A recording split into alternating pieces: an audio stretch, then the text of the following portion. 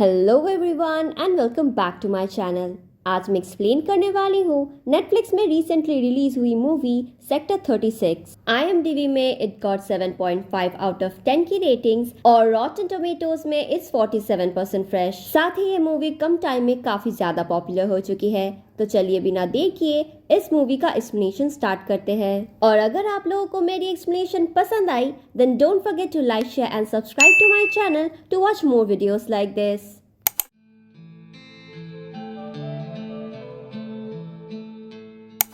तो मूवी के स्टार्टिंग में हम मिलते हैं प्रेम से, जो कि सब बनेगा करोड़पति देख रहा था। प्रेम को सारे आंसर्स आते थे और वो भी चाहता था कि कभी उसे इस शो में बुलाया जाए। तभी प्रेम को उसकी वाइफ कॉल करती है और वो अपने वाइफ से बात करने लगता है। हमें यहाँ पता चलता है कि प्रेम की फैमिली में उसकी एक वाइफ है और एक छोटी बेटी है। साथ ही प्रेम को जल्द ही और एक बच्चा होने वाला था। प्रेम असल में एक नौकर था जो कि एक कोठी का देखभाल करता था। उस कोठी के मालिक थे बस्सी, जिन्हें प्रेम पापा जी बुलाया करता था। प्रेम अपनी वाइफ को बताता है कि उसे काम है तो अभी उसे जाना पड़ेगा, पर उसकी वाइफ अपना ख्याल रखे।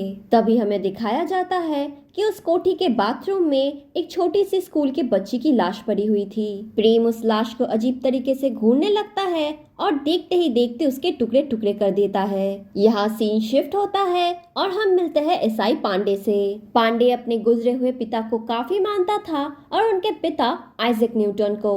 उनके पिता ने उनको न्यूटन का थर्ड लॉ ऑफ मोशन बहुत अच्छी तरीके से सिखाया था, जिसके हिसाब से every action has an equal and opposite reaction. इसीलिए पांडे जी कभी सिस्टम के खिलाफ नहीं जाते थे, जिससे उन्हें कोई प्रॉब्लम भी ना हो। यानी देखा जाए तो वो एक करप्टेड ऑफिसर थे। पांडे जी के फैमिली में भी उनकी एक वाइफ और एक छोटी बच्ची थी। पांडे जब थाने जाता है तो वहाँ एक आदमी आया था अपनी बेटी की खो जाने की रिपोर्ट लिखाने के लिए, पर पांडे मना कर देता है क्योंकि उस एरिया से बच्चों का खो जाना काफी नॉर्मल हो चुका था और उसके हिसाब से अगर उनकी बेटी को घर आना होगा तो वो अपने आप ही लौट आएगी। बाहर जाने के पहले जब वो आदमी अपनी बेटी की फोटो मिसिंग बोर्ड में लगवाने जाता है, तब हम नोटिस करते हैं कि वहाँ ऑलरेडी बहुत सारे बच्चों की फोटो लगी हुई थी और उनकी बेटी टुम्पा और कोई नहीं बल्कि वही बच्ची है जिसको पिछली रात प्रेम ने मार दिया था। दूसरी तरफ राजीव कैंप में हम कुछ बच्चों को क्रिकेट खेलते हुए देखते हैं। खेलते हुए उनकी बॉल एक नाले में गिर जाती है, जिसे उठाने के वक्त उन्हें एक स्केलेटन वाला हाथ मिलता है। कांस्टेबल पाठक और कांस्टेबल बिश्नोई आपस में बहस करने लगते हैं कि वो हाथ बंदर का है या लंगूर का, पर पांडे समझ चुका था कि वो एक्चुअली में किसी इंसान का है। वो सभी को यकीन दिलाता है कि इसमें घबराने वाली कोई बात नहीं है क्योंकि वो हाथ बंदर का है। साथ ही वो उस बच्चे अली को थोड़े पैसे देता है और उसके लिए ताली बजवाता है।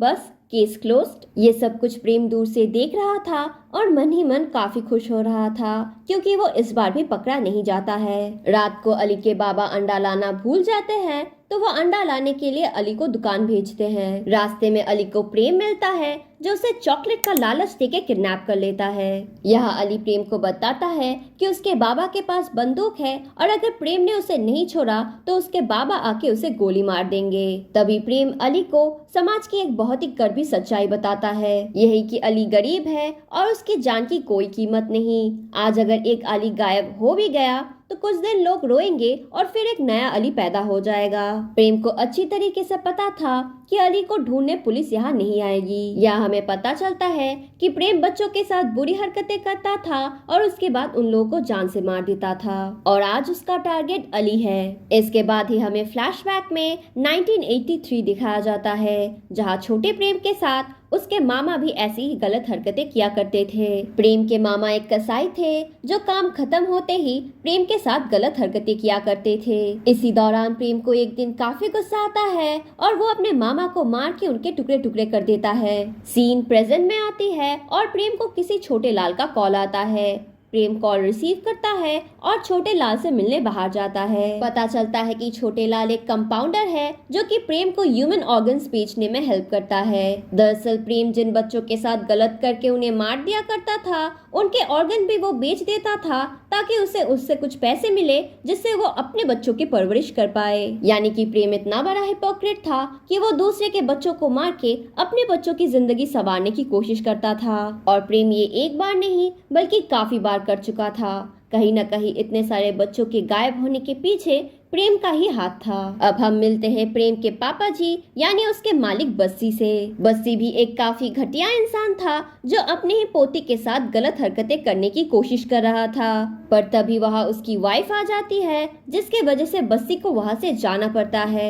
नीचे आते ही बस्सी किसी को कॉल लगाता है और बोलता है कि चुमकी को रेडी रखना।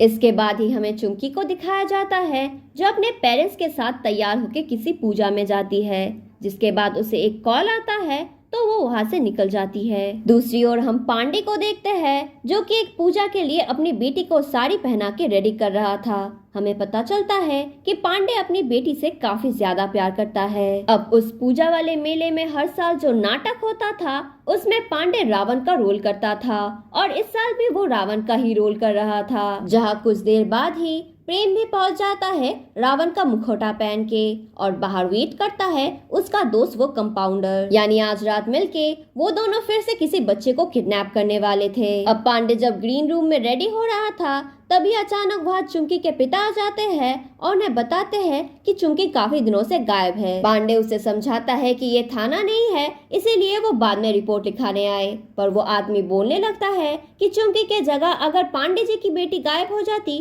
तब क्या पांडे जी फिर भी यही बात बोलते, जिस वजह से पांडे काफी गुस्सा हो जाता है और उन दोनों की बहस हो जाती है। कुछ देर बाद जब पांडे नाटक खत्म करके नीचे आता है तो उसे पता चलता है कि उसकी बेटी नहीं मिल रही है। कुछ देर पहले वो वॉशरूम गई थी अपने दोस्तों के साथ, पर उसके बाद वो वापस नहीं आई है, जिसके बाद ही पांडे पागलों की तरह अपनी बेटी को ढूंढने लगता है। तभी वो नोटिस करता है कि एक आदमी उसकी बेटी को कहीं लेके जा रहा है। पांडे जब उस आदमी के पीछे दौड़ने लगता है तो वो आदमी डर के उस बच्ची को वहीं पर रख के भाग जाता है। पांडे कांस्टेबल पाठक को अपनी बेटी के ध्यान रखने के लिए बोलता है और खुद दौड़ता है उस आदमी के पीछे। पांडे ने प्रेम को ऑलमोस्ट पकड़ ही लिया था, पर प्रेम फिर भी वहाँ से भाग निकलता है। कोठी पहुँचते ही प्रेम एक सीडी को निकालता है और अपनी पत्नी के पास अपने गांव में भेज देता है, जिसके ऊपर लिखा हुआ था सदाबहार तराने। पांडे जब हॉस्पिटल आता है तो अपने बच्ची को सही सलामत देके काफी खुश होता है, पर पांडे की बीवी काफी नाराज थी कि एक पुलिस वाले की बच्ची होके भी अगर उनकी बेटी सुरक्षित नहीं है तो पांडे किसी और के बच्चे को कैसे बचाएगा। ये सब सुन के पांडे को रियलाइज हो गया था कि बाकी बच्चों को ना ढूंढ के पांडे ने कितनी बड़ी गलती की है। अगले दिन ही पांडे चुमकी के पिता को थाने बुलाता है और उनकी रिपोर्ट दर्ज करवाता है, जिसके बाद पांडे चुमकी की लास्ट लोकेशन में पहुंच जाता है और दरवाजा खोलता है प्रेम। यहाँ पांडे बस्सी के साथ बात करता है, जहाँ बस्सी पांडे को इनडायरेक्टली समझा देता है कि उसके साथ उलझना शायद पांडे के लिए सही नहीं होगा। तभी अचानक चुमकी के पिता अंदर आ जाते हैं और बस्सी को अक्यूज करने लगते हैं कि उन्होंने चुमकी के साथ गलत करके कहीं उसे मार दिया होगा। ये सब सुन के बस्सी काफी नाराज हो जाता है और बता देता है कि चुमकी एक प्रोस्टिट्यूट थी और उसका पिता ही उसका दलाल है। बस्सी चुमकी का क्लाइंट था और उसे मंथली पेमेंट भी दिया करता था, इसीलिए चुमकी को मार के उसे कोई फायदा नहीं होता। ये सब जान के पांडे काफी गुस्सा करता है कि कैसे एक पिता अपनी ही बेटी को ऐसे रास्ते में धकेल सकता है। वो बताता है कि वो चुमकी को ढूंढ लेगा, पर उसका पिता उसे कभी अपना चेहरा ना दिखाए। अब बस्सी ने पांडे के सीनियर को फोन लगा दिया था, इसीलिए पांडे को वहां से जाना पड़ता है। यहाँ पांडे का सीनियर उसे बताता है कि इतने दिनों तक पांडे अच्छे से काम कर रहा था, अभी पांडे अपना रास्ता भटक रहा है और अच्छा होगा अगर वो फिर से सिस्टम के अंदर ही आ जाए। और अगर उसे किसी केस में काम करना ही है तो रिसेंटली एक अमीर घर का बच्चा किडनैप हो गया है, वो चाहे तो वो वाला केस ले सकता है, इससे उसे प्रमोशन भी मिलेगा। पर पांडे उन्हें इग्नोर करता है और अपनी इन्वेस्टिगेशन जारी रखता है, जहां उसे प्रेम के खिलाफ एक सबूत मिल जाता है। अब इन्वेस्टिगेशन को आगे बढ़ाने के लिए जब वो अपने सीनियर से परमिशन मांगता है तो उसका सीनियर गुस्सा हो जाता है और उसे सस्पेंड कर देता है। पर सस्पेंड होने के बाद भी पांडे प्रेम के ऊपर नजर रखता है। कांस्टेबल पाठक पांडे को बताता है कि जिस दिन उनकी बेटी का किडनैप होने वाला था उस दिन मेले के सामने एक कंपाउंडर था जिसने बाद में जाके उनकी बेटी की जान बचाई। तभी पांडे रियलाइज करता है कि ये तो वही कंपाउंडर है जिसको उसने प्रेम के साथ देखा था। साथ ही उस दिन एम्बुलेंस ऑलरेडी स्टार्टिंग मोड में था, यानी ये दोनों मिलके ही बच्चों को किडनैप करते हैं। पांडे कंपाउंडर को उठवा लेता है और उसके बाद उसे काफी टॉर्चर करता है। छोटे लाल उस टॉर्चर को सह नहीं पाता और प्रेम का नाम बता देता है। इसी बीच पांडे के सीनियर का प्रमोशन हो जाता है और न्यू डीएसपी अपॉइंट होता है मिस्टर भूपेंद्र, और उनको ये भी समझ में आ जाता है कि पांडे अब न्यू डीएसपी के साथ इस इन्वेस्टिगेशन को जारी जरूर रखेगा। अब यही इंफॉर्मेशन देने के लिए वो अपने दोस्त बस्सी को कॉल करते हैं, जिसके थोड़ी देर बाद ही वो कांस्टेबल पाठक को भी फोन लगाते हैं। अब पांडे नए डीएसपी को उस जगह लेके जाने लगता है जहाँ उसने छोटे लाल को बंद करके रखा था, पर उन दोनों के वहां पहुंचने से पहले ही कुछ लोग आते हैं और छोटे लाल को मार के ले जाते हैं। छोटे लाल को मिसिंग देख के पांडे पाठक के ऊपर काफी गुस्सा करने लगता है, पर पाठक बताता है कि वो बस खाना खाने गया था और उस बीच क्या हुआ उसे नहीं पता। दरअसल कांस्टेबल पाठक यहाँ रस्तोगी के साथ मिल चुका था, क्योंकि उसे भी जिंदगी में तरक्की करनी थी, इसीलिए पाठक ने अपना लोकेशन उनके साथ शेयर कर दिया था, जिसके बाद बस्सी अपने गुंडों को भेज के छोटे लाल को मरवा देता है। पर क्योंकि इन सब के पहले छोटे लाल ने ऑलरेडी प्रेम का नाम कन्फेस कर दिया था, इसीलिए डीसीपी डिसाइड करते हैं कि वो लोग स्ट्रेट जाके प्रेम को उठा लेंगे और उससे पूछताछ करेंगे। इसके बाद जब वो लोग प्रेम को पूछताछ के लिए बुलाते हैं तो प्रेम वहां आ जाता है। इनफैक्ट प्रेम काफी ज्यादा चिल था। प्रेम को पूरा यकीन था कि उसके पापा जी उसे बचा लेंगे, क्योंकि बस्सी की पहुंच काफी ऊपर तक थी, इसीलिए प्रेम को भी कोई डर नहीं था। पर वो सब बनेगा करोड़पति का बहुत बड़ा फैन था और आज एक औरत 1 करोड़ जीतने वाली थी। प्रेम उनसे रिक्वेस्ट करता है कि वो लोग अभी उसे जाने दे, वो बाद में आके सारी बातें उन्हें बताएगा। पर पांडे जब मना कर देता है तो वो बोलने लगता है, ठीक है जल्दी जल्दी क्वेश्चन कीजिए वरना मेरा शो मिस हो जाएगा। यानी प्रेम को पूरा यकीन था कि वो यहाँ से आराम से निकल जाएगा। अब प्रेम से पहले सवाल में पूछा जाता है कि उसने चुमकी के साथ क्या किया। प्रेम बताता है कि चुमकी बस्सी को एडल्ट सर्विसेज दिया करती थी, पर इसी बीच प्रेम को चुमकी पसंद आ गई। उसको चुमकी के काम से कोई प्रॉब्लम नहीं था और इसीलिए उसने चुमकी को कन्फेस कर दिया, पर चुमकी ने उसको ठुकरा दिया। जिसके बाद प्रेम ने क्लाइंट बन के चुमकी को फोन किया और उसको पैसे भी ऑफर किए, पर चुमकी फिर भी नहीं मानी और प्रेम का मजाक उड़ाने लगी, क्योंकि वो बस एक नौकर था। अब ये बात प्रेम की ईगो को हर्ट कर देता है, इसीलिए प्रेम चुमकी को मार देता है। फिर उसके डेड बॉडी के साथ वो सब कुछ करता है जो वो करना चाहता था, जिसके बाद उसके टुकड़े टुकड़े करके वो फेंक देता है। ये सब बताते हुए प्रेम काफी खुश दिख रहा था, मानो उसने कितना अच्छा काम किया हो। इसके आगे पांडे पूछने लगता है कि प्रेम जिन बच्चों को किडनैप किया करता था उनके साथ वो क्या किया करता था। प्रेम बताता है कि वो उन बच्चों को मार के उनका मीट खाया करता था और उनके ऑर्गन्स को बेच दिया करता था। अब मीट खाने की बात सुन के डीएसपी काफी हैरान होता है और प्रेम को उसके बारे में सवाल करता है। प्रेम बताता है कि जब वो बहुत छोटा था उसका मामा उसके साथ गलत हरकतें किया करता था।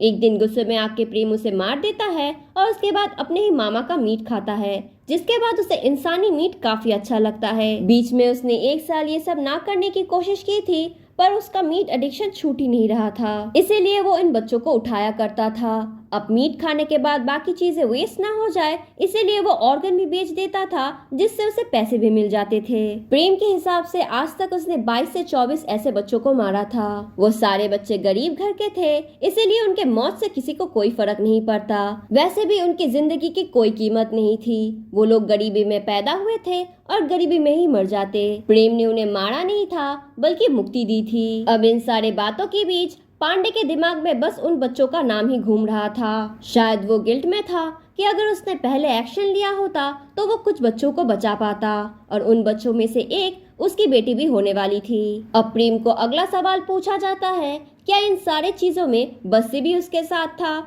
जिस सवाल का जवाब देने के लिए प्रेम मना कर देता है। अब प्रेम को सारी रात लॉकअप में रखा जाता है और अगली सुबह कोठी के सामने लाया जाता है। यहाँ पुलिस वाले जब खुदाई करने लगते हैं तो प्रेम उन्हें बताता है कि वो लोग गलत जगह खोद रहे हैं और फिर खुद ही खुदाई करने लग जाता है। देखते ही देखते सारे लाश बाहर आ जाते हैं और उन बच्चों के फैमिली के लोग गुस्से में आके बस्सी की कोठी में तोड़फोड़ स्टार्ट कर देते हैं। प्रेम के साथ साथ बस्सी को भी अरेस्ट कर लिया जाता है, क्योंकि ऑब्वियसली उसके घर के आंगन में ही सारी लाशें मिली थी। पर बस्सी का केस रस्तोगी हैंडल कर रहा था, इसीलिए उसे बहुत आसानी से क्लीन चिट मिल जाती है। अब यहाँ सारा दोष प्रेम पे डाल दिया जाता है और साथ ही पांडे को भी सस्पेंड कर दिया जाता है, क्योंकि जिस एरिया में ये सब कुछ हुआ था पांडे उसी एरिया का एसआई था। इसके बाद पांडे डीएसपी को फोन लगाता है और प्रेम के साथ एक आखिरी बार मिलने की मांग रखता है। डीएसपी भी इस बात में हामी भर देते हैं और प्रेम और पांडे और एक बार आमने सामने होते हैं। प्रेम को अब भी यकीन था